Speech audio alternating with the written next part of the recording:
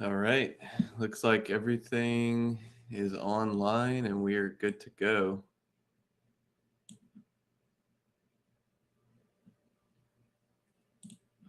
Okay. So, good morning, everybody. Welcome to another Engineering the Markets. My name is Jared, and it is March 16th, 2022. Happy Wednesday to everyone. And as we all know, this is going to be a pretty pivotal day for the markets in regards to the kind of information we're getting out of the FOMC. For those unfamiliar, today is FOMC Day. We've had this on calendar for a while, and it's a very important particular announcement because this will be potentially the first time we see rate hikes. We know that going into this, the projection is pretty much guaranteed as far as a 25 basis point rate hike. But the market is also preparing for and speculating what will be the effects if we do get any surprises, typically from the press conference following the announcement. So, as we are awaiting this announcement, the market is putting up some pretty strong reversal signals, and we'll talk about that in the S&P. But as we've seen, there's been some characteristics of this correction that have served us quite well in the intraday trade. And I just want to talk about that first and foremost because that is where we live as traders and as potentially swing opportunists. We're also looking at those key inflection points of the market, where to be bullish, where to be bearish, where to maybe be a bit neutral, and trying to strategize around those areas of the chart. So first and foremost, let's look at the S&Ps on the week, because if we start by looking at the expected move, this is what the option market was pricing in for the week of the FOMC announcement. Now, as some of you may also know, it is quote unquote a quad witching week. So on Friday, we will have a lot of option, index option, future rollover. There's basically quite a few events where a lot of different series and expirations occur on the same day. That can cause a slight heightened volatility, especially at the beginning of the week. But I believe a lot of this expected move is coming from the anticipation of the Fed and what they will be discussing. So we looked at this early in the week. On Monday, we clocked this in at about 145 points. The S&P upper bound currently sits at 43.49, 43.50. And when we look at what the option market is pricing based on yesterday's close, once again, ignoring the AM series, we want to be looking at the series closing on Friday expiration. The market's still pricing in about 95 points of movement from yesterday's close. Now, what's so interesting about this is, as we all know, as we're starting to boot up and look at how the market is establishing itself this morning, we have, for arguably one of the first times, a very clear confirmed breakout. Now, hold your horses. Breakouts can be defined in a lot of different ways. So I do need to clarify, what sort of breakout are we looking at? Is it a range? Is it a downtrend retracement line? Or is there something amiss in regards to all of this price action that is starting to form? So first and foremost, let's dig down into the intraday, but look at the daily here. And what I have is the most, I would say, well-defined trend line on the S&P so far. There have been breaches, and that's what I want to clarify. The S&P has poked its head above this trend line for a couple of sessions. But whenever we look at the short term, I'll go ahead and pull up a 4-hour since it brings up all of the data. This trend line has started from the all-time high and has simply swung out. So if I were to take this trend line, grab it on my daily, since I've extended it for way too much, let's go ahead and redraw it.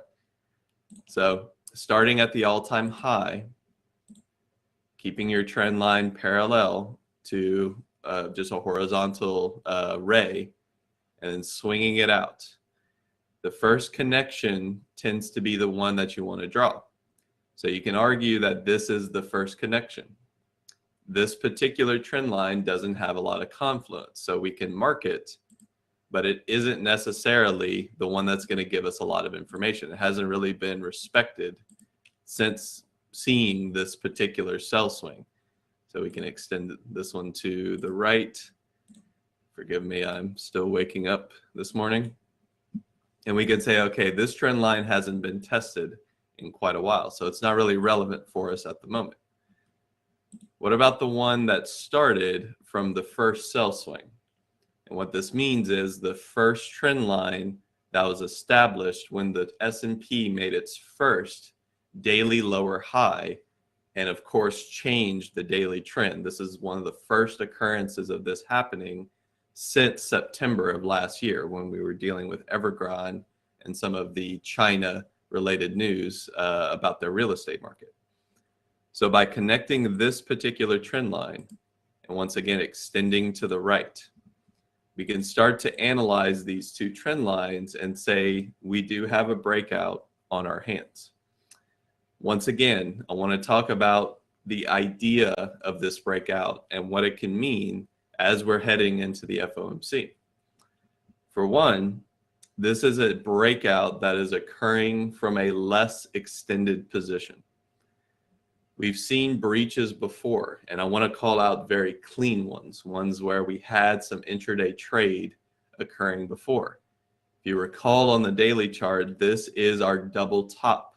This is where the S&P had some earnings reactions to large mega cap stocks, forming a wide gap, and then in this case, double topping out at a previous swing high. So in this case, it was a false expansion.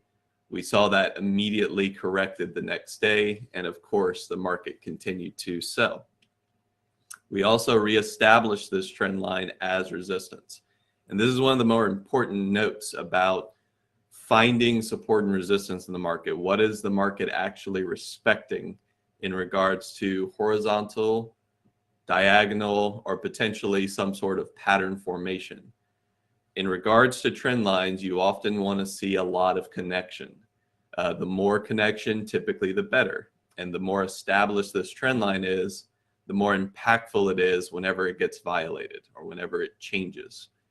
So as you can see, we back tested this trend line. We sold and made fresh lows, fresh fear lows for the S&P. And now, as we speak, we have some structure that has been forming short term. For one, the market has not made a fresh low. So that's the most obvious caveat to this potential breakout. We have been forming higher lows. They haven't been perfect. They're not the most clean thing in the world, but the market has been able to avoid selling through February 24th low. We have not really seen strong closure below this particular area as well, outside of two particular sessions. Two sessions that looked quite weak, selling through, in this case, the Jan 24th low, but next day gapping up or coming off of the lows and simply having a strong trend day throughout the session. Now, I wanted to look at yesterday's session as well, because I think a lot of people are missing this note in regards to what's working in this market. Some of our strongest intraday sessions have been occurring on gap down opens. I'll repeat that. Some of our strongest trend day sessions, the most bullish sessions we've seen, have occurred from our weakest opens. So I want that to be in the back of your mind as we potentially move into a different formation. Market structure may be changing today, but I want you to take this into your back pocket, into your mind, and understand what's been working in this market, because if it changes, then this may no longer be the case, and we'll have to figure out what's working moving forward. But once again, the strongest intraday sessions have occurred from the weakest opens. And yesterday was a clear example of that. We gapped down in the S&Ps after a weak Monday session. The S&Ps found support pre-market, quote unquote, and essentially there was no trend change throughout the hourly session. The only real pullback occurred during the lunchtime sort of chop, the range-bound trading that tends to occur after a strong trend day. It's a very characteristic example of what a trend day looks like. And as we push forward on the rest of the afternoon session, guess where we hit? We hit our trend line. We hit resistance. So the market was able to reclaim weakness. It was able to test resistance, and it did so from a weak open. There's a lot of bullish characteristic there, and it's what's been working in this market. Yes, there's been some sell swings. The sell swings typically occur on the overextensions, usually when the market has come from a fresh low or simply is seeing a rejection from a previous day range. So those are sort of your normal behaviors, but the bearishness that we've been seeing has not occurred from a weak open. The market typically hasn't had too many days.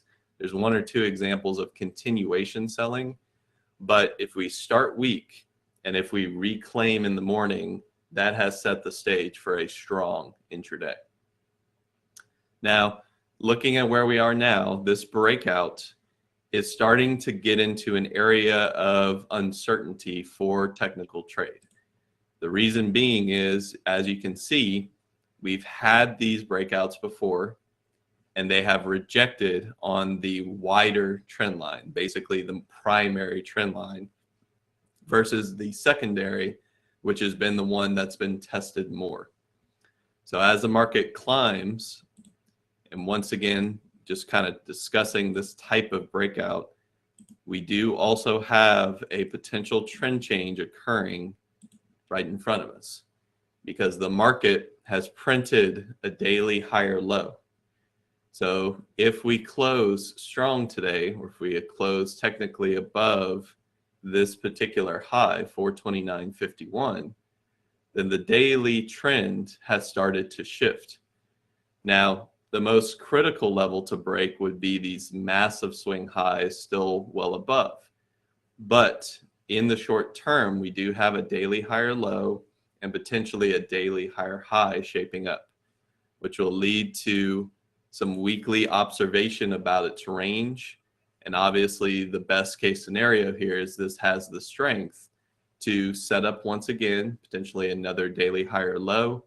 And of course, the bullish case is to get a weekly breakout, basically to change the weekly posturing and start to form structure for us to move in a more bullish direction. So as always, we're looking for the shift in the market. Here is an example of what the shift can look like. We've seen it in other corrections before.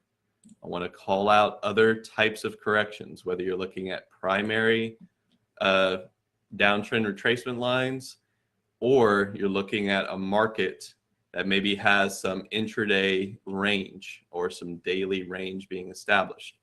When you start to change trend, you have to question whether or not the dominant forces are starting to shift. And that's where you can see larger relief rallies, secondary sell swings, but at much higher resistance zones, and a much wider price area to consider moving forward. Basically, if we're starting to get out of this correction downtrend, what can the future look like? Well, it can look like a lot of back and forth trade from weekly highs, much wider, much more, I would say, opulent weekly highs if we are to go bullish once again. So that's our technical picture for today. We have the S&P expected move. We have the Fed. Everything else is pretty much on deck for us to evaluate. I will say that the main focus today is going to be on China stocks because we did get some information coming out of the CCP in regards to what their future support looks like and some of the decisions that they're making. Now, as with everything, relative extremes in any asset class can lead to relative extremes in the opposite direction. This is not necessarily evident in regards to how strong this reaction has been, but the volume was giving us some clues that this particular sell swing was likely about to end. And what that normally looks like is a pullback. On a downtrend, you often get pullbacks once you see a reversal signal. It can be in the form of a daily pin bar, some sort of intraday turnaround type play. Usually the better the volume, the better the signal. You can look for 2 candle setups engulfing some sort of gap down and rejection. Usually you're going to look for, once again, higher volume on the upswing in regards to a downtrend moving in your favor. And then, of course, there are multiple 3 candle patterns: morning star, evening star, some sort of island setup where the market gaps down, and then following sessions we gap back up, leaving some sort of isolated pivot, or basically allowing the market to show exhaustion in one direction with an exhaustive gap setup. So these are all clear reversal signals. And obviously you're looking to reverse the current trend. In this case, the trend is down. I think a lot of market participants probably didn't expect the type of reaction we're currently getting. And obviously the news coming out has set the stage for this stronger morning rally. So as we start to dig into particular tickers, try finding ones that maybe have the best potential, not only to pull back slightly, because a 20-25% gap up is significant. There will be some profit taking in the morning, but whatever direction these stocks take, there's a very strong chance that these stocks will trend in either direction. Either they'll fade into this large gap up open, or we will see very clean and clear bias in the bullish direction as people are not only seeing the gap up open, but actually starting to buy back into these stocks. Now, I obviously don't know which one of those will occur, but I want to keep us aware that these stocks are well beaten down. So any bullish news not only can be taken quite high, but people can start to speculate. And just like any good option market, let's say, for example, BABA, and let's pull up an expected move for the week. Whenever you get these wild buy and sell swings, the option market usually has some trouble pricing all of this in. BABA was down on its expected move. It wasn't extreme, but it was lower than what the option market priced. It's opening near the upper bound of its expected move. So once again, such a significant breach to the downside and then a full turnaround play from the option market perspective can lead to people speculating. What can that do? That can force the market maker's hand, and we could see some pressure from the option world. Once again, we do have to hold this gap up open and set up intraday for the rest of the week. And this is amidst everything else going on this week. So, as promised, I wanted to look at some historical data for today. And unfortunately, I wasn't able to get everything together, but I do have a set of charts that I was able to replicate and showcase some of the most recent bear market activity in both the S&P and the NASDAQ, and just look at some of the correlations that we'll have. Obviously, the NASDAQ is in a bear market. Yes, it is recovering from it, but as far as did we enter a bear market from high to low, we certainly did. And even if you're looking for an intraday close into that corrective territory, if I mark something like Monday's low, we were down approximately 22% from the all-time high. That was an intraday close into bear market territory. I don't know if we had that before. Maybe last week it was a very mild breach. Everything else has not closed into that territory. So with that said, NASDAQ bear markets compared to S&P bear markets. And I pulled this data from 1987 to now. Some of our more notable corrections have occurred historically in this time frame. And what I wanted to show here was topping dates and bottoming dates, along with how fast these corrections are. Some are more vicious to the downside. The market feels as if it's fallen off a cliff. Some are actually slower grinds. And while the market is correcting in those moments, market participants are trying to anticipate the type of drawdown to expect. And obviously, looking back, we can see that every single bear market has led to obviously longer term buying opportunities, buying certain companies on discount. That's the investor mindset that we all should be thinking about as the market is entering into these levels, with the understanding that we might not necessarily be out of the woods just quite yet. So with the NASDAQ bear markets, some things to note. Most of the time, we're looking at corrections around the 80-day mark. You'll see that the 1990 bear market took about 88 days to bottom and had a drawdown of about 34%. Things like 1998, 76% drawdown with a 28%, 76 days to bottom with about a 28% drawdown. And then, of course, we get into some of the more extreme examples. The tech bubble bursting. This, of course, was a very depressing period for the market, especially the NASDAQ, as it did draw down 83%. Now, notable, this is a rare historical example that we've seen, but it was set in regards to the types of companies that were in the NASDAQ 100, types of profitability margins, the PE ratios. However you want to look at it historically, the market was certainly set for a larger correction, and typically all it takes is just the tipping of the hand to get that market started. We also have the financial crisis. Now, this did affect the S&P slightly more, and we'll look at that on the right-hand side.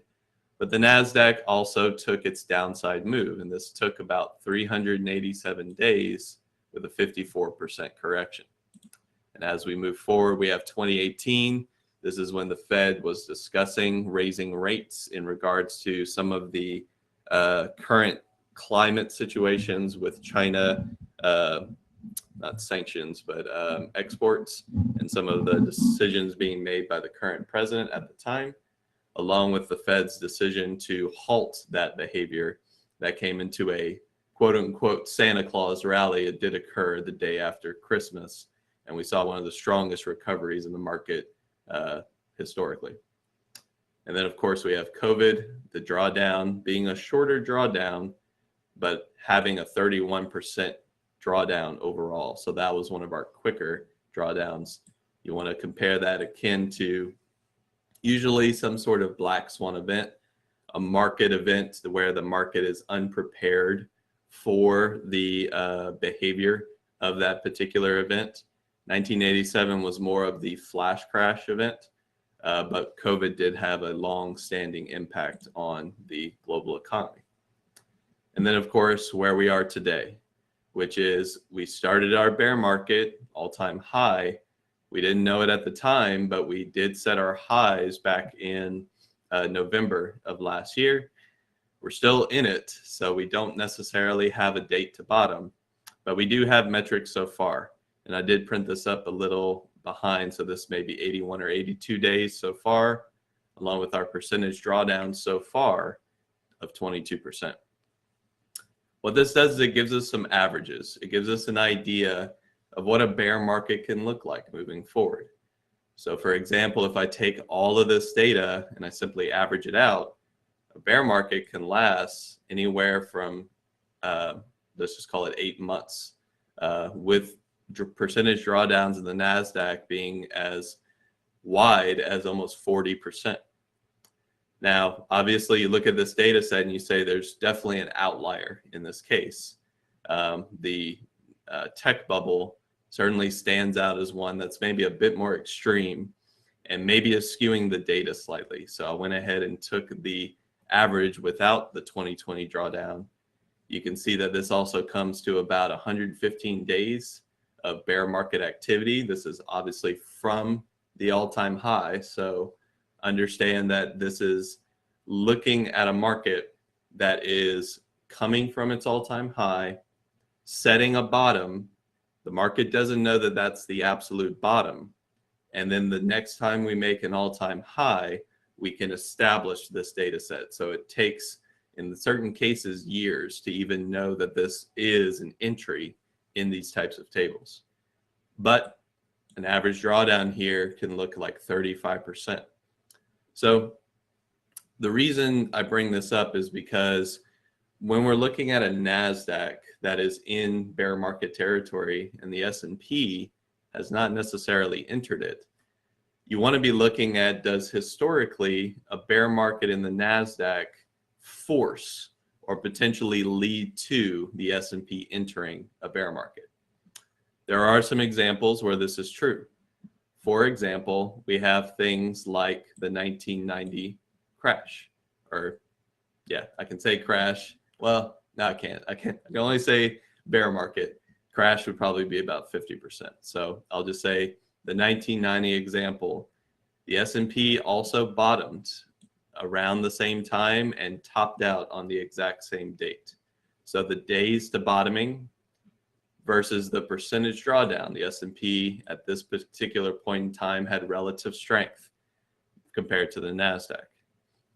We can look at 1998, where the S&P topped out a day prior and bottomed around the same time frame. So similar days to bottom and similar percentage drawdown.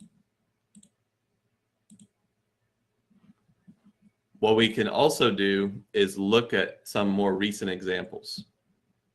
For example, the 2007 housing crisis. Now, this is, of course, the most extreme example, but let's look at how the S&P versus the NASDAQ performed. One thing I wanted to call out here is that different than the tech bubble where NASDAQ stocks had the main focus, they obviously took the larger hit, 83% versus 50%.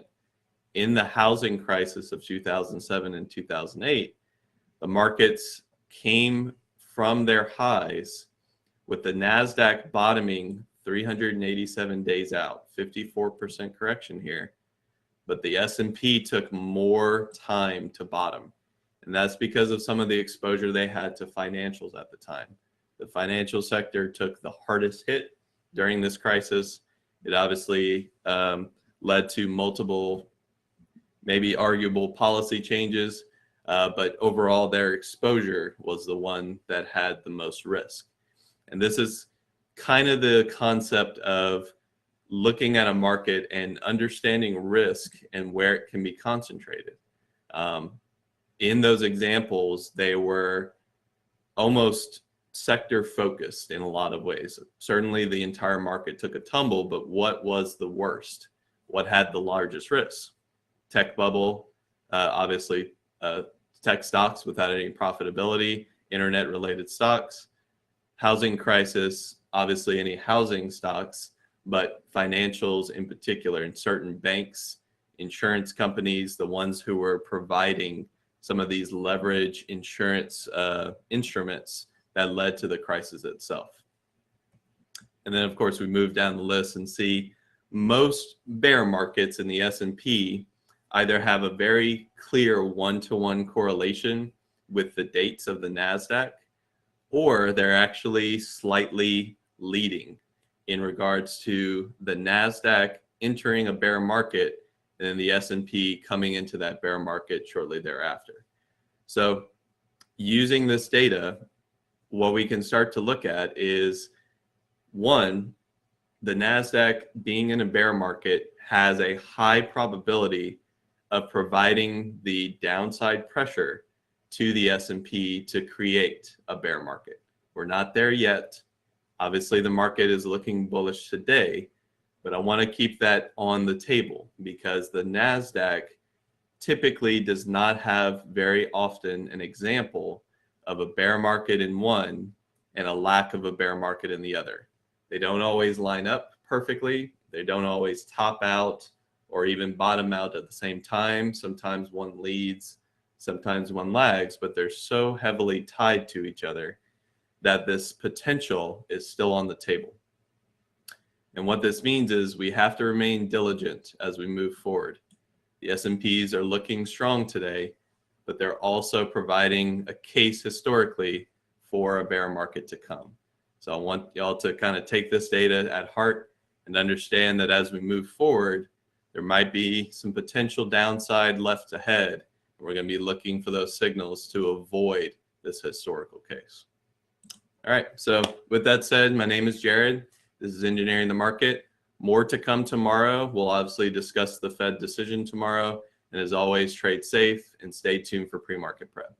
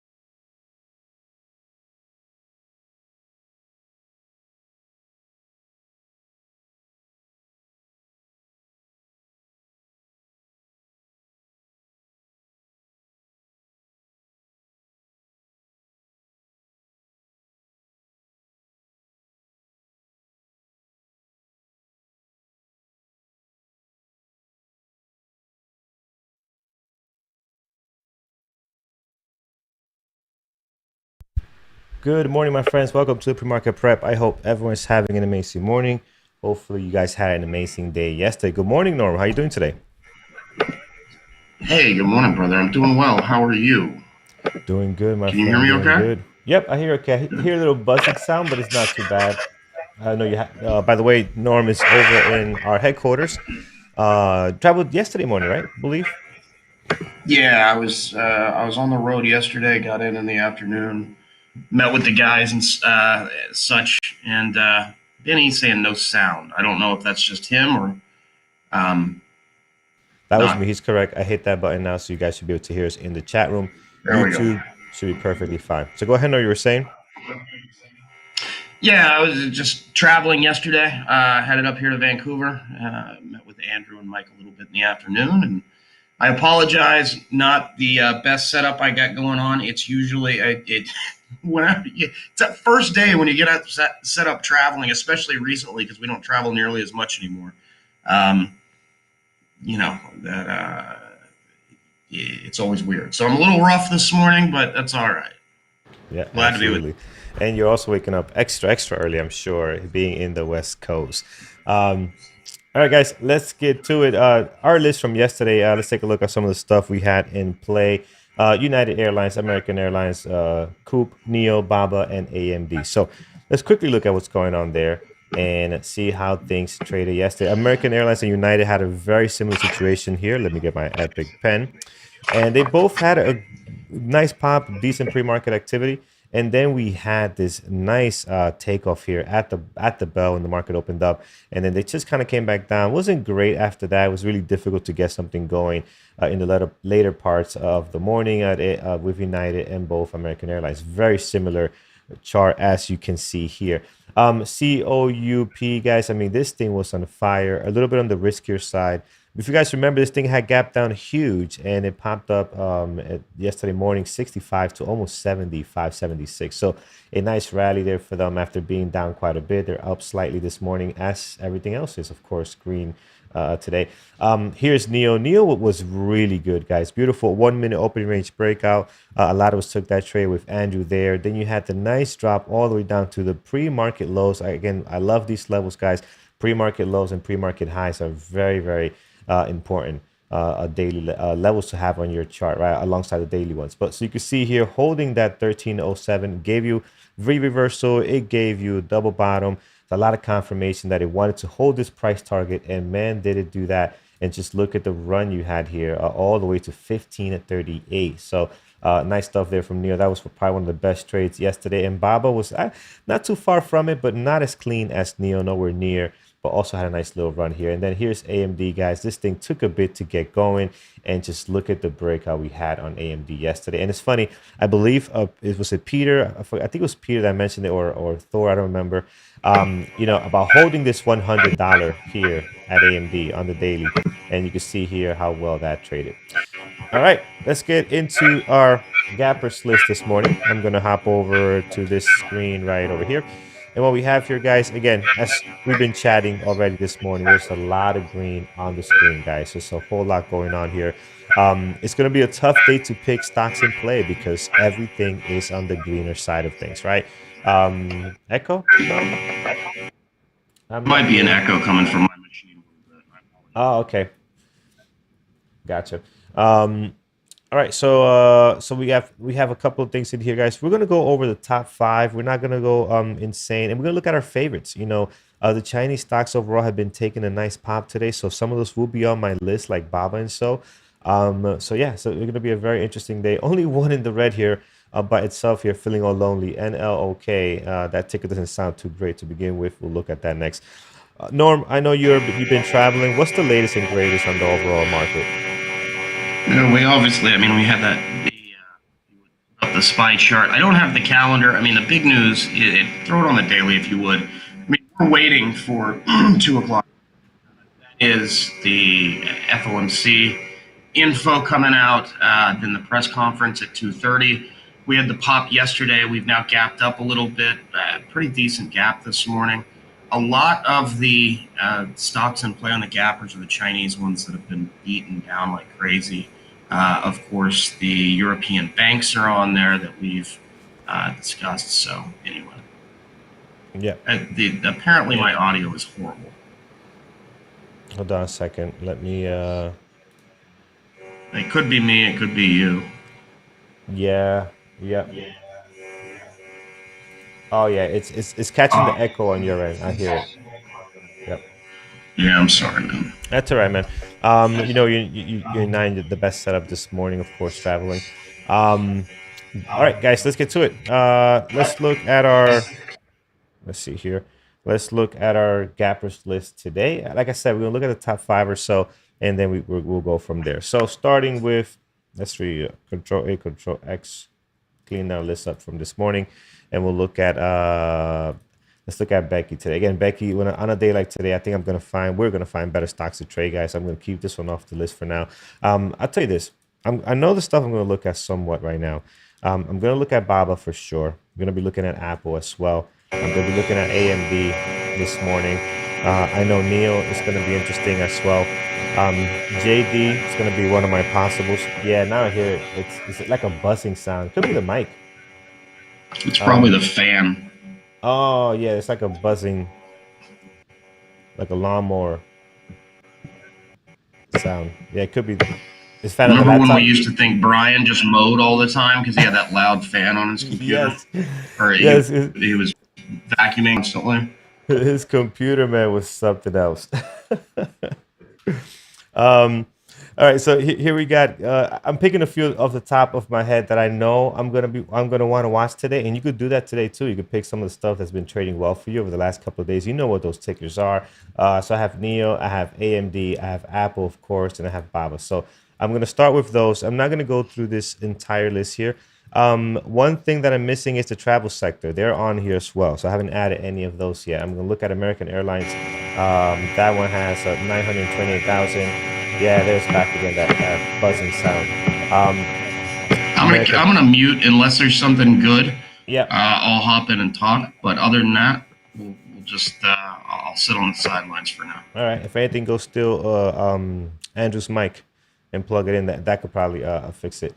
All right, guys. American Airlines here. Not looking so great though. Again, up 2.5, but not overly exciting. We'll put it here as a secondary for now. And DKNG is on here. I know someone mentioned it. That's why I'm looking at it. Someone in both chat rooms did mention this one. And DKNG this morning. Yeah, maybe. No. I just think there's better stuff out there. The daily does look interesting. If there's any news on this, who mentioned this one? Let's go back up here.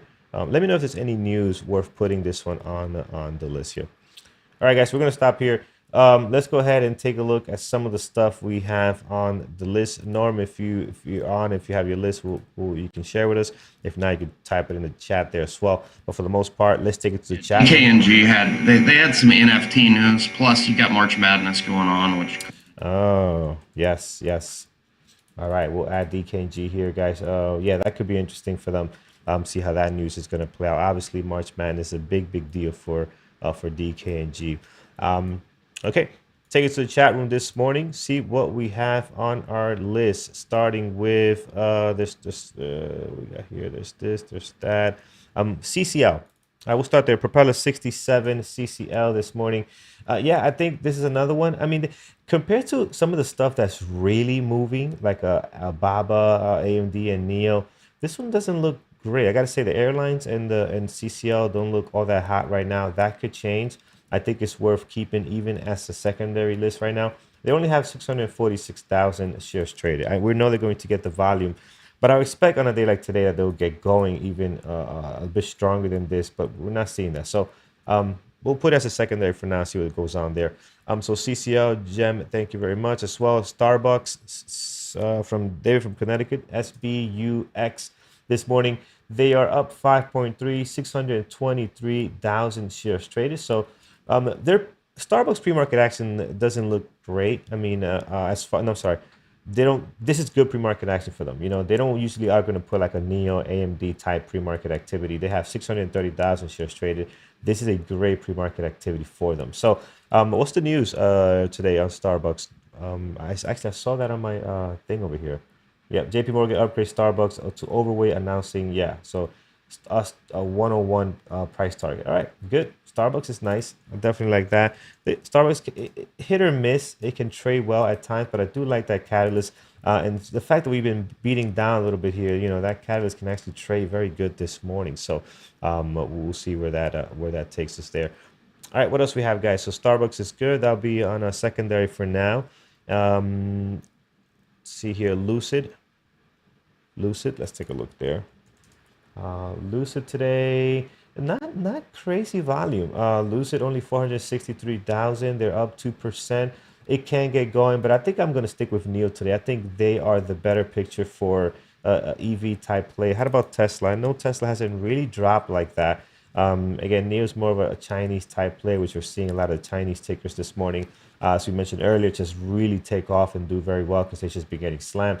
And Tesla, you're not seeing that type of move on it today. So I think some of the tech companies are also popping up pretty decent here. Apple 2%, but really a lot of these Chinese companies are the ones that are bouncing back very, very nice this morning. So Baidu, another one as well that can trade very well. Baidu today, let's take a look here. Yes, they are up 14%. I think I'm going to stick with Baba. This is another one that you can put on your list as well, but I think Baba is going to be the one I'm going to watch here this morning. They tend to be the better cleaning types, clean trading stock there. I mean, guys, they have 5.3 million shares traded. I can't remember when's the last time we saw Baba with that type of volume, and they're up 20%. So again, very, very crazy pop this morning. Looking forward to see what the market is going to bring for them at the bell. I mean, I think we might get a little bit of chop, but this can go either way, guys. Either way. And then we got a lot of stuff going on today with the meetings that are happening. See what comes out of that. It's going to be definitely an interesting day, to say the least. XPEV, we did not look at that one yet. Let's take a look at XPEV this morning and see what we got going on here. If I could type XPEV. There we go. Hey, there it is. Yeah, see, this is another one that looks more interesting today too. They're up to 18%, 1.2 million. Yeah, this can be a secondary list on the EV stuff. Chinese ticker that's kind of kind of popping with some good news this morning and doing very, very well. Yes, Sunday, thank you for reminding me. MU was on our gappers list this morning, and I want to see how they're doing, because we haven't traded MU in a while and was curious to see how they look. So thank you for reminding me. They're up 4.5, 329. We have a lot of great memories of trading MU. Hasn't been like that in the last couple of days, but looks like they had a decent day yesterday. They're gapping up nicely, 4.5, a little bit higher than some of the other semiconductors at the moment. Let's see what NVIDIA is doing. NVIDIA is up only 3%. Yeah, so they're kind of leading the way as far as the semiconductors go here. So worth MU making a comeback, guys. What do you guys think? MU on the list today? We'll see. 330,000 shares traded, up 4.5. Again, I don't want to make the list. There are better tickers than MU as far as the same sectors, right? So, for example, you have Baba, you have NIO, you have JD, you have XPEV. All these Chinese tickers are up. If you just go by the numbers and the gap percentage, then you fill your tickers all with the Chinese stocks. You're not going to have space for anything else. So we're kind of divvying it up a little bit here. We got some Chinese companies. We got Apple. We got some AMD, we got some MU. We're missing probably the travel sector, but they're not looking all that great just yet. And we'll kind of split up a little bit this way. So we have some things that can possibly move a little bit away from what everything else is doing. If you have a list all of the same sector and that sector is just doing one thing, you kind of limit yourself a little bit to what you can trade, right? So we want to get a little bit of everything if we can, and then we can keep on our secondary list. As you guys know, we can keep other stuff that we like. For example, we have Baba here, but we also have some other ones that can trade very well, like JD. JD actually has been really good the last couple of days. Normally it doesn't trade very well, but this one has putting in some good continuation. So you can kind of set it up that way. Let's go back to NVIDIA here. This morning up 2.7. Yeah, it's another one that you can watch. I'm going to keep, I got AMD and MU today. I'm going to keep those on the deck this morning, and then I'll think about NVIDIA, of course, if it does get better and if it starts moving in one direction or another. All right, let's take a look. What else did I miss, guys? So MU is good. X and Facebook. What is Facebook up to? I have not pulled that chart up in some time. X this morning, pretty quiet, guys. We will need to wait for the market open to see what kind of movements we get out of this one. Daily looks phenomenal here, guys. Daily does look very good. We're on this for the short period of time, at least on an uptrend, and slamming up against this 33 a couple of times there. So that looks very nice. But this doesn't at the moment, right? So we'll have to sit tight on this one just for now. Facebook, let's take a look here. Man, Facebook is just not doing a whole lot right now as far as trying to head northeast. It's just kind of hanging out here at 194. We should be keeping a closer eye on this. I kind of stopped looking at it because we're waiting for this thing to kind of change direction on the daily, but it hasn't done that. 287,000. I think it's a nice one to just keep on deck, guys. On Facebook here. Let's see where that goes. There's been too much other stuff in play to really like we talked about. Focus on this one. Yeah, I know. Eye on it in case it does something, which it hasn't still. There's been too much in play. Yeah, I couldn't agree with you more on that. No, I know there was a time where things were a little bit stable, not stable, but a little more calm, and we had space to watch Facebook, and we kind of stopped watching it because you're right. We've been looking at everything else. Very good there to have options. All right, a few more here. Futu, we'll do that one last in our chat. Then we'll take a look at YouTube, see what's going on there. Futu this morning. Who was it yesterday? They tweeted, one of our members tweeted an amazing trade on Futu right here, guys. They caught an amazing pop there. Guys, if you're not following us on Twitter, please do so. We share a lot of great information there. And it's also a way for you guys to be able to contact us and be in touch. So Carlos M at what's the handle? Carlos M BBT. And you have Norm. Norm is at Norm BBT as well. So definitely follow us there, and follow, of course, at Bearable Traders. That's a lot of great information that's being posted there. And we can also chat there as well. So Futu this morning, they're up 30%. So huge pop for them. I know you guys like this one, so I'm gonna put it here this morning. Futu up 30%, and we'll see where that goes. 2.5 million shares traded so far. Let's take it to the YouTube chat, my friends. Let's see what we got going on here, guys. Good morning over on YouTube, and let's see what you guys have this morning. DAL looks better for airlines. Let's take a look at Triple D. DAL on the daily, yeah, I can agree with that. On the daily, yes, the volume's still not there. American Airlines has much better pre-market activity, and also the volume is there, right? You got 1 million shares traded, and actually, you know what, the daily Delta Airlines now is very similar to American Airlines. I mean, it seems a little bit cleaner, right? Because it's just the way it trades. This one's not as hectic as American Airlines, but yeah, not by much though. Not by much, I would say. So I'm gonna stick with American Airlines here. It is starting to get some good volume there. Maybe I'll move that up to a possible replace, like a AMD and MU. I don't need to watch both of those. Maybe we can replace one of those with an airline, because I think we should watch some of the airlines and travel stuff here just to see what happens there. Nvidia this morning, we looked at John Smith. I'm gonna keep Apple and AMD for now instead of Nvidia, and also have MU here. But Nvidia can really get going as well. So is it still volatile? Yeah, I think Nvidia still got some action on it, man. I mean, they've been putting good pre-market activity. They've been moving well. They're up 2.8 this morning. Yeah, they're good. They're very good. So I'm gonna keep a close eye on them, even though I don't have them here. And hopefully someone in the chat will be watching them, and they can call out something if they see something great on that one. Becky, Mauricio, Becky. I'm not sure, man. I know some people like this one. I'm not a big fan, as you guys know. I usually don't put it on my list. The price is the price action for me on this one. The price action, it just seems choppy. It just seems weird to me, the way this thing moves. So very difficult to explain without showing you a video or recording. But yeah, that's my reasoning for not putting this one on the list.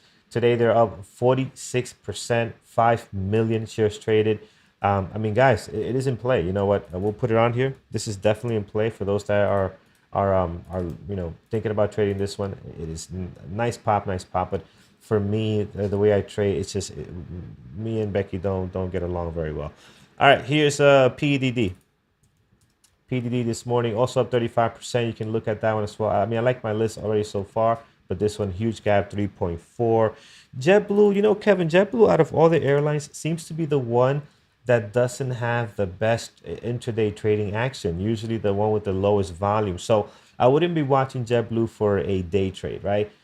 Swing trading and everything else, they'll move with the overall aviation or airlines trend there. But for the most part, as far as intraday trading, you're going to find better activity in American Airlines. You're going to find better stuff happening with United, right? Tends to have a little better volume. And even Delta Airlines, as we mentioned today, I think can trade a little bit better than JetBlue. JetBlue usually doesn't make our list when the airlines are moving unless they have their own catalyst, right? UPST this morning, UPST, let's see here, UPST right now, they are up 4%. This is a very difficult trading stock, man. It is hard to trade this one. Um, they are they get okay volume, but for the price, they're very thin in the way they trade. So if it is tradable, I've seen people take good trades on this one. Just be careful with it. I find it on the thinner side as far as volume and the way the movements happen on this one. So just be careful on that. And always check the spread. The spread right now not looking too bad, but always check the spread on this one. I've seen some gaps in there that are not comfortable if you're going to be taking a trade on UPST. FCX, no good this morning. I mean, look, what's going on here? 1.7 million shares traded. You're up 2.7, and this pre-market action does not look great at all. So this is no bueno. Not for today for intraday trades, at least the way it's setting up right now. Maybe later it can change and get better. Also keep in mind, sitting on the New York Stock Exchange, and you know that these stocks tend to not have the best pre-market activity. So I don't usually, the only time we've seen this on our list is when it has some kind of a catalyst and we got a great pre-market activity. I'm not seeing that this morning. Just the pop in some numbers here as far as shares traded. Yeah, Edward, I agree. UPST, the spread can be insane. So be careful when you're taking a trade on that one. Make sure you look over. You should always look at the spread, but that one just be 100% sure that you're seeing what you're seeing and that it looks good. All right, let's stop here. One more thing here. Can I analyze the ladder structure of your watch list? When you're talking about ladder, you're talking about level 2. If you are, that would be Thor. I don't look at it that way. But if you're talking about the way this is structured, well, we're looking at our main list up here. This is going to be our main watch list, of course. A second, I think you've been with us for a while, so you know this, right? But the way I'm setting it up is I want to watch a couple of Chinese tickers here. I want to watch some of the stuff that we've been trading that's done very well. Apple, AMD, and NEO. I mean, I know some of these fall into that category of Chinese stocks as well. But overall, if NEO did not, NEO has been trading incredible for us. So good to see them here with some good volume and a nice pop and a beautiful pre-market activity. I have MU here as a sleeper because I like their daily. They're up 4.5. I'm just wondering if there's anything in it for us this morning. That might not stay there. There's a lot of overlap happening today, right? For example, as I mentioned before, you have JD, you have XPEV overlapping with NEO, you have Futu. I mean, it's just a lot of overlapping. Although we're gapping up today, the heavy moves are in the same sector. So I don't want to have everything just one-sided. I want to have some options here just in case. So, all right, guys, let's stop here. We're going to go to our community event and announcements. Not sure if, Norm, you were able to get a fresh new mic or not. But if you did, we will switch over. If not, I will run with the announcements. We'll give Norm a little bit. Oh, gotcha. Okay, so we'll go ahead and read this through, guys. Give me 1 second. I'm going to switch this over. And let me make sure we're on the right starting screen here.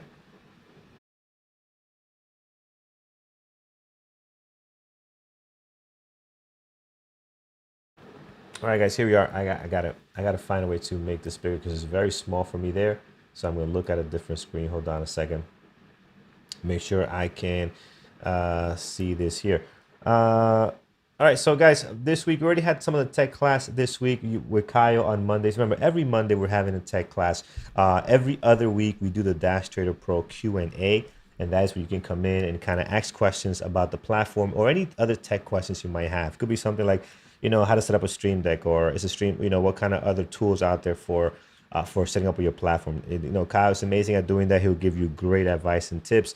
And also, this is not on here, but John does a on Thursdays, and I guess I should wait for Thursday, but it's part of this helping the members out. On Thursday, John at 2 p.m. is doing a Ask me anything in the classroom. And what that is, guys, no matter what kind of question it is, as basic as you think it might be, some people might not want to ask it in the chat room with an entire group of people. Well, John is there in a separate chat room dedicated to answer those questions that you might have. So definitely, if you have any questions, write them down.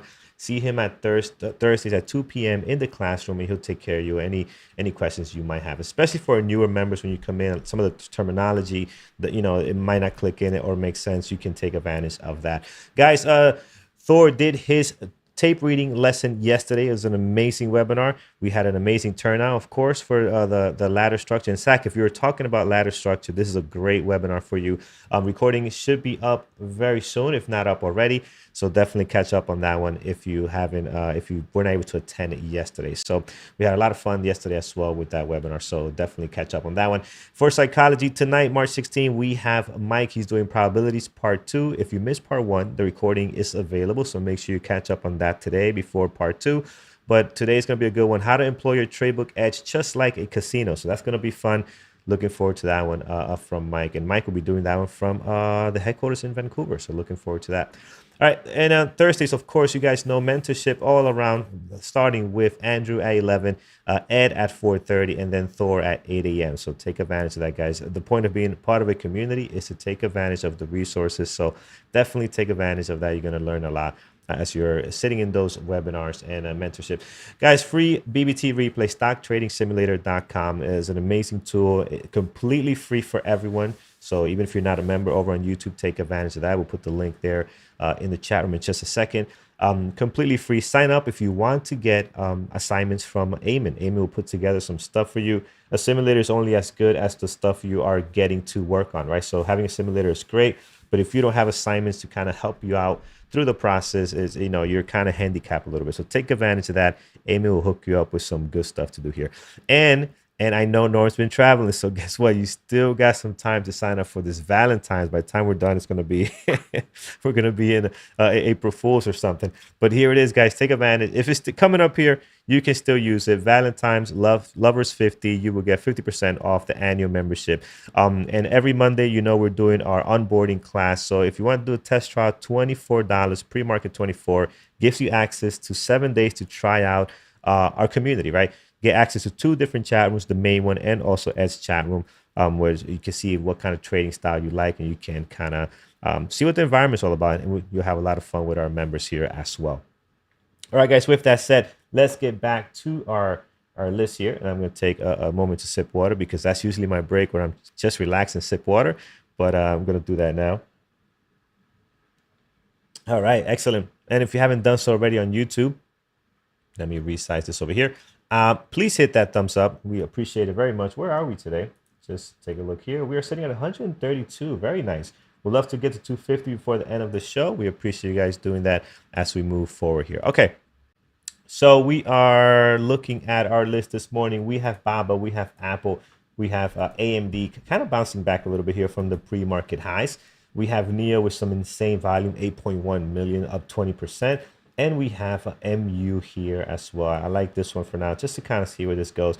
Might not be great, might change it for something else, but I think we have a pretty good list. We have 1, 2, 3, 4, 5. Let's see if we can add one more. We can get 6 in here. Will be great. Maybe Starbucks. I think Starbucks could be decent today. I know David gave me this one from Connecticut, our good buddy. Can't wait to see him in a meetup. We're going to put this down here. I'm going to remove it from our secondary list. I think this could be the sleeper for today.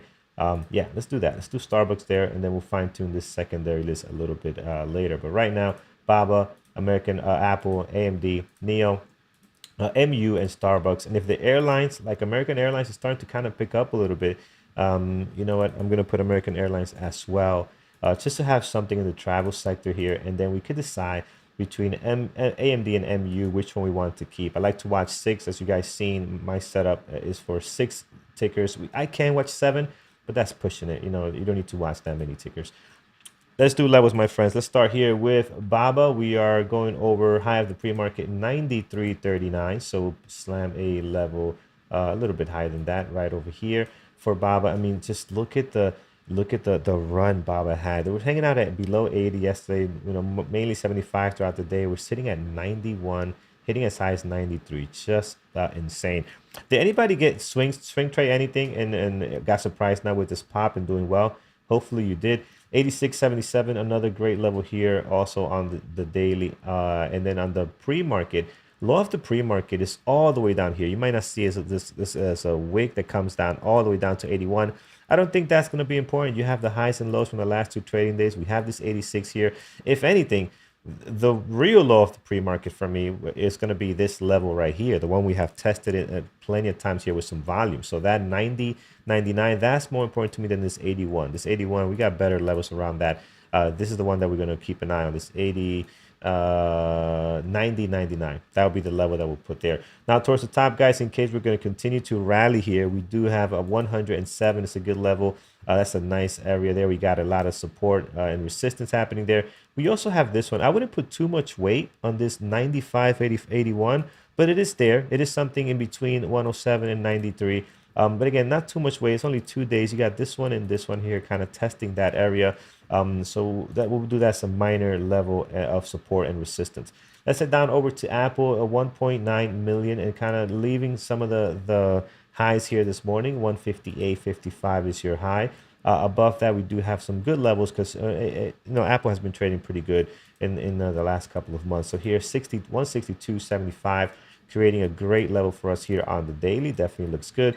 And then towards the bottom, this looks okay, not great. 160.81, not as strong as 162. Obviously, 162, you can see how much support, resistance, and days we have opening, closing right around that area and in multiple occasions. So that makes this level much, much stronger on the daily. 160, you only have a couple here, maybe in here a little bit, but again, not really a strong level, but something in between there, just as a placeholder in case things go north this morning.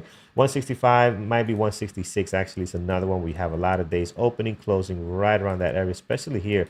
Look at the great resistance you're getting right on that area on Apple. So Apple is good. Towards the bottom, I'm going to mark down the low of the pre-market over at 156.23. That's all you need. The rest is all set for you. Highs and lows of the last 2 trading days, doing a pretty good job here. So great volume on Apple, up 1.5. A lot of stuff giving some of it back this morning from the pre-market highs, including AMD as well. Our pre-market high here is 112.87. AMD's daily has been incredible. We talked about this yesterday. This $100 support that is trying to hold here. It's been doing that for a very long time, and every time it gets here, finds a way to just hang out if the market's not doing too well, and then take off when the market recovers. And it has been doing that the last couple of days, hanging out here at 100. And now, any chance of strength, it definitely pops up and pops off here. So here we have it towards the bottom. Plenty of stuff, guys. Highs and lows from the last 2 trading days, previous day close, and some daily levels. 100, obviously we talked about that level being a massive level of support. And then towards the top, if we're going to continue on this bullish morning, we do have 118, 17 is a good one, and then all the way up here, guys, also 124.34. Now in between here, as far as the pre-market action right now, I do like this area at the moment, 111.72. I think this is more important than the pre-market low right now. Pre-market low is all the way down here.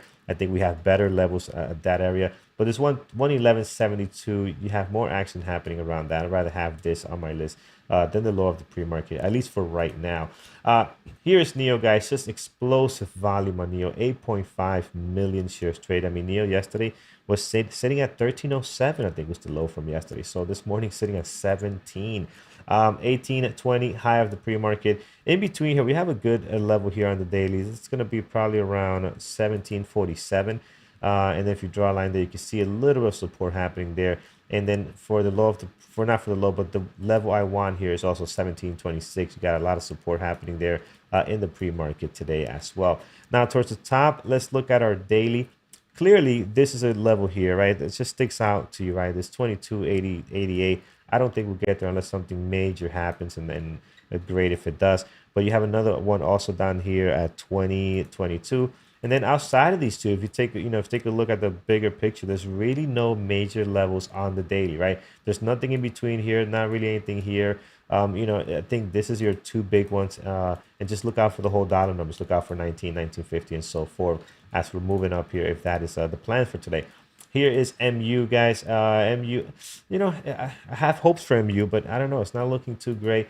77.34 high of the pre-market, low of the pre-market 74.99, and then towards the bottom, you're pretty set here, guys. Highs and lows, last 2 trading days, doing an amazing job. And then towards the top, we're gonna cover some levels here. Yeah, right here at around 79. 79.99, could be 80. You got a nice area of support here back in January, February timeframe. Look at that support happening there, that nice rip. And then you have some of that support resistance happening again around that $80 mark also on AMU. So MU good for now, at least. We might be dropping that one though. I'm being hopeful, but we might be dropping that one. Here is Starbucks, 90.86, looking good there. Great support happening there as well. Highs and lows from the last 2 trading days.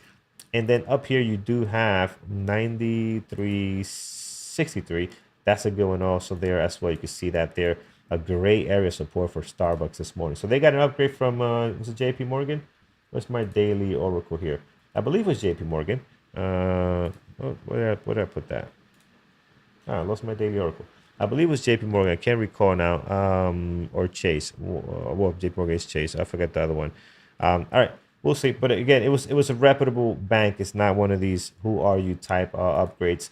87.66 looking good as well as far as the level here for Starbucks. And then below that, guys, highs and lows from the last 2 trading days. So looking pretty good there so far. All right, guys, I think we are good here and all wrapped up. I see our moderators list is coming up here, and we have some pretty good Starbucks. CEO is coming back. Okay. As an interim CEO. All right, good. So that's good news for them. But then they got an upgrade too. I saw they got an upgrade as well. I can't remember from what bank, but it was one of the big ones. I think it was JP Morgan. All right, let's take a look at our moderators lineup, guys. Coming up on 9/11 as we prepare for our market open. I think it's going to be a nice one today. If you haven't done so already, hit that thumbs up over on YouTube, guys. Help us get to that 250 at 181 right now. 250 is where we'd love to be at if we can. So we'll love your support there. And if you have already, thank you very, very much for doing that and taking the time. Moderators lineup this morning. Let's start here with Peter reporting only one SPAC today, GD, STU. Peter's list, AMD, Baba, and everything China. I agree. It says everything China is up this morning. Secondary list, DKNG. I think we have that as well. Apple and is that Coase? KSS, I believe it's Coase. Eamon, not liking a lot today. We'll wait for alerts. Dima, Starbucks, Baba, MU, and Apple. Thor is looking at Microsoft, SPY, NEO, and Starbucks. Secondary list, Baba, JD, and XBEV. Here's Tiffany's list. She'll be looking at Baba, Apple, NEO, and secondary list looking at Starbucks. And Megan, not in love with anything right now. Might be looking at SQ and PayPal for today. So there you have it, guys. I think it's not an easy day. Days like this, you know, in our gappers list, refreshing over here, our gap up list. Days like this are very difficult. There's so much going on, and you just got to be patient. You know, when it pops up like this, the market is up what right now? What are we? Are we up? We're coming back down now. We're coming back down towards that previous day close. We're up almost 1%. The real thing here is just these Chinese stocks. They're the ones that are really getting the pop this morning and looking really, really good. But they're the ones that have been hurt the most, I think, right? The last couple of days, they've really been getting crushed. So that's the story for today. Be patient, guys, with your setup this morning. You know, it could be choppy right out of the gate. So just take your time, wait for that setup. Very, very important. And as we've been talking about in the chat and also in some of our recaps, guys, if you get caught in the wrong side of things, just stop out. If your setup comes back, get back in. So that's kind of been the theme this week. You know, you can easily get back into a trade. There's no need to force something. And commissions are very, very cheap. Commissions are very, very cheap. FinSpin, thank you so much for the like and sub. Appreciate it very, very much. All right, guys, I think we're all set. I think we are ready to go. 9:13. Brian and Andrew are up next. I'm going to wait for Brian to throw out his list. Maybe we could read that out if he throws it out here in time. If not, we will call it a day. Have an amazing trading day, guys, over on YouTube. We're going to continue here in our chat. And just remember, if you haven't tried us out, you can do pre-market $24 gets you access for 7 days to 2 different chat rooms. So you can have fun with that. And it can get a feel for what the community is like. All right. Oh yeah. I'm still paying commission, man. I still pay commissions. It's a very very small part of our business. And we got 1 minute, right? People say, well, why don't you use Robinhood or TDOS or Thinkorswim? And my answer to that is you have to use the tools that can support your trading style. It's very very simple. Trust me, if I could trade the way I trade with Robinhood or Thinkorswim, I would have switched a long time ago, because the biggest expense of a trader besides taxes, right? Taxes is, it's a whole different story. The biggest expense is commissions, right? It's not your internet, it's not your computers, because that's a one-time thing. Is your commission. But if I could trade the way I trade, the way I'm able to trade with Dash Trader Pro, with any other platform that's free commissions, I'm all in. But you know, it's part of doing business, and now it gets to a point where it's just a very small percentage. You don't even think about it, but so I wouldn't be worrying too much about commissions. Um, all right, yes, they are very very cheap. Interactive brokers commissions are so cheap, guys. So again, you get stuck in a trade that's not working out, hop out of it, and you can always jump back in, no issue. All right, guys, 9:15. Guys, thank you so much over on YouTube. We got 217. We were not able to hit 250 today, but thank you so much either way. It's all right. We'll get it tomorrow. Thank you guys for the support. Appreciate you guys, and we will see you in tomorrow or tonight for tonight's webinar with Mike, a strategy talking about being the casino as a trader. So take care, guys. Stay safe, and we will see you tonight or tomorrow morning.